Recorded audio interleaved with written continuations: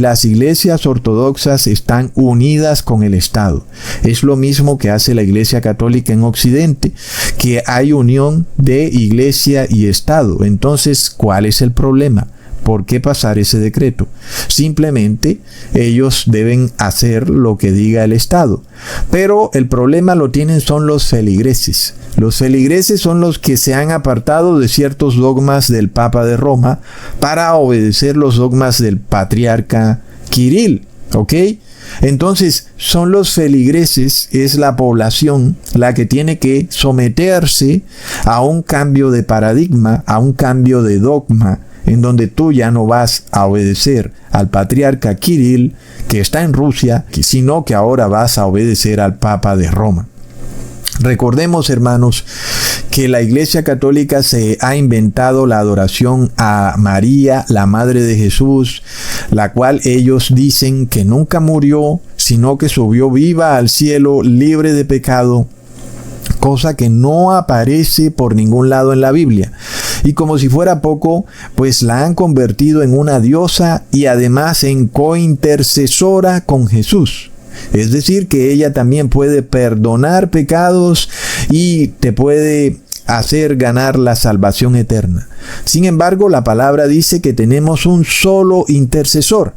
Pero, por supuesto, no contentos con eso, la jerarquía plutocrática vaticana también se ha inventado apariciones de la Virgen María, ha usado niños para justificar sus falsas apariciones, y una de esas fue la ocurrida en Fátima en el año 1917, donde la supuesta Virgen María le ordena al Papa de Roma que consagre a Rusia al Sagrado Corazón de Jesús. ¿Y acaso la Virgen María no sabe que el Papa de Roma es el rey del Vaticano, no el rey de Rusia? ¿Cómo así que le ordena al Papa de Roma que consagre a Rusia al Sagrado Corazón de Jesús? ¿Acaso ella no sabe que en Rusia a quien obedecen es al patriarca de la Iglesia Ortodoxa y no al Papa de Roma? ¿No sabe eso la Virgen María? ¿Ok? ¿Y por qué no mejor le ordena al patriarca de Rusia que consagre a Rusia al Sagrado Corazón de Jesús? ¡Ah! Ustedes ya saben por qué. Porque en la Iglesia Ortodoxa no creen en el Sagrado Corazón de Jesús. Y es apenas obvio, porque es un terrible invento idolátrico de la Iglesia Católica. ¿Cómo así que yo voy a adorar una parte del cuerpo de Jesús? Y voy a tomar el corazón de Jesús y lo voy a dibujar en un cuadro, y ahora me voy a arrodillar ante un corazón con una corona de espinas encima de ese corazón. ¿Y eso qué lógica tiene? ¿Y por qué mejor no adoro directamente a Jesús? ¿Para qué voy a adorar el corazón de Jesús si puedo adorar a todo Jesús? Y los ortodoxos también lo consideraron muy obvio, que es algo sin ningún tipo de lógica, y entonces ellos no creen en el Sagrado Corazón de Jesús. Para ellos es idolatría, aunque pues muchas cosas de la Iglesia Ortodoxa es idolatría, pero ellos tienen esta misma contradicción que tienen también los católicos, que para ellos idolatría es adorar a otro Dios distinto, pero no tomar algo de Dios y convertirlo en ídolo. Pero miremos que la Iglesia Ortodoxa es prueba viviente o testimonio viviente de que también se puede hacer idolatría de algo que aparece en la Biblia. Entonces, claro, Jesús es Dios y tú puedes hacer idolatría tomando una parte del cuerpo de Jesús y adorando a esa parte, y eso es idolatría. Recordemos que el sacerdote Luis del Toro dice que no, que eso no es idolatría porque se está adorando a Dios. Pero miremos que la Iglesia Ortodoxa no reconoce ni cree en el Sagrado Corazón de Jesús, porque es totalmente absurdo. Entonces, ¿cómo piensa esta Virgen María que se apareció en Fátima en 1917 que Rusia va a ser consagrada al Sagrado Corazón de Jesús si la Iglesia Ortodoxa en Rusia no cree en el Sagrado Corazón de Jesús? Y luego, ¿cómo va a lograr el Vaticano que Rusia sea consagrada al Sagrado Corazón de Jesús si la iglesia más grande de Rusia no cree en eso. Pues lo estamos viendo, somos testigos vivientes de cómo se está ejecutando este plan.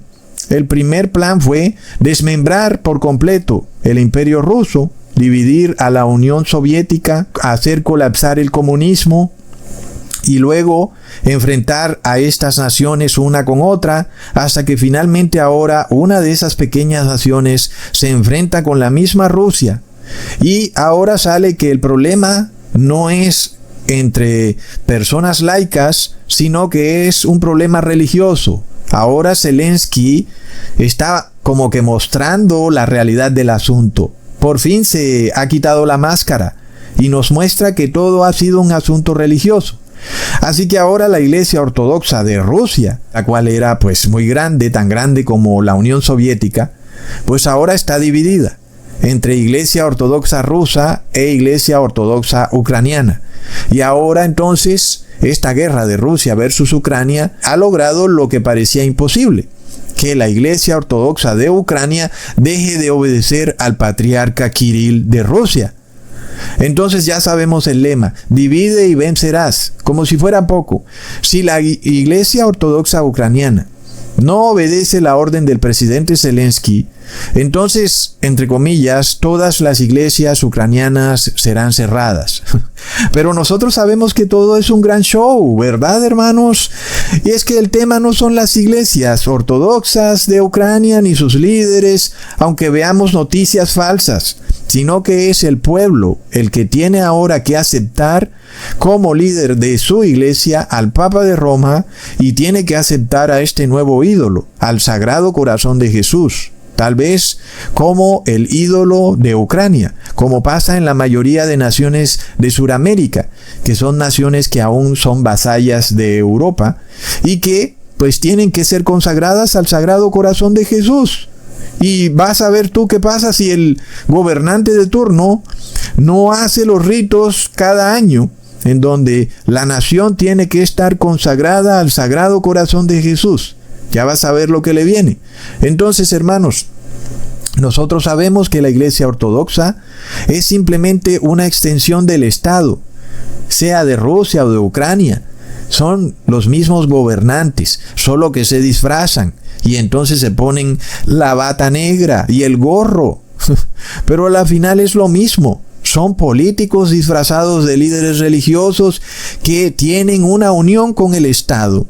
Entonces el tema no es realmente ni la Iglesia Ortodoxa, ni realmente es Rusia o Ucrania. El tema es la gente.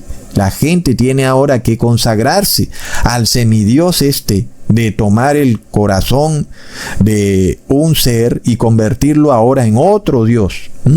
Entonces ya vamos viendo por dónde va la cosa. Esperemos a ver qué pasa, hermanos, porque en lo que tiene que ver con Putin, sabemos que es adorador de la Virgen María, como ya lo dije al principio del video. Él va feliz al Vaticano a besar imágenes de la Virgen María arrodillado, y el Papa de Roma mirándolo extasiado. Así mismo también lo hace Zelensky. Entonces, ambos líderes o gobernantes están perfectamente felices con que el Papa de Roma sea el gobernante mundial. Y recuerden lo que ya les había dicho en un video sobre este tema, de lo que significa proféticamente la guerra de Rusia versus Ucrania. Hoy seguimos viendo que es un tema religioso y se confirma que Cusatón tiene la razón. Y todo es un juego de poder donde el Vaticano busca la hegemonía religiosa global. Porque como sabemos, el Papa de Roma es el anticristo, y quien es el rey de todo es Jesucristo, rey del cielo y de la tierra. Pero el Papa de Roma quiere ser el rey de este mundo. Plop, hermanos. Otra noticia impactante es que en una ciudad del país de Colombia, una universidad tuvo que ponerle mallas de gatos a todos sus balcones. Ustedes saben, ¿no? Cuando estas personas que también adoran a los gatos en sus apartamentos, en los rascacielos, les ponen mallas a sus balcones para que los gatos no se lancen desde el apartamento hacia el vacío. Entonces, esas mismas mallas se las han puesto a todos los balcones de esa universidad porque sus estudiantes se estaban lanzando al vacío, suicidándose. De locos. Y si eso no es una clara señal del fin, hermanos, yo no sé qué otra señal puede hacerlo. Y se habla mucho de que esta generación Z es una generación de cristal. Ustedes ya saben que ellos son llorones, se ponen a llorar con nada, son sentimentalistas y no pueden soportar los problemas de la vida y pierden la fe fácilmente. Entonces ellos en cualquier momento escogen la muerte antes que la vida. Además, el suicidio es una clara señal de posesión demoníaca y también de que el fin de la misericordia de Dios ha llegado para esa persona porque ha tomado la peor decisión, la decisión de repudiar la vida. Y recordemos que Dios es vida. Así que cuando tú repudias la vida, repudias a Dios, porque Dios es vida. Recordemos que en la Biblia, las personas que se han suicidado han cometido pecados tan graves que han quedado por fuera de la misericordia de Dios, en donde el caso más conocido es el de Judas, quien por andar robe que robe, de pecado en pecado, finalmente terminó traicionando a Jesús y por tanto decidió ahorcarse y luego cayó esparramado desde un precipicio. Luego también otro que le daba la espalda a Jesús era el rey Saúl, hasta que un día terminó suicidándose, enterrándose su propia lanza. Él había ido a consultar a una mujer pitonisa, sabiendo él perfectamente que eso era abominable para Dios. Y luego a quien realmente consultó fue al demonio. El demonio le dijo que él iba a perder la batalla y él se lo creyó, como si el demonio pudiera saber el futuro. Y luego, al mínimo error en la batalla, pensó que en efecto la había perdido cuando en realidad aún no la había perdido. Y fue y se suicidó. Plop.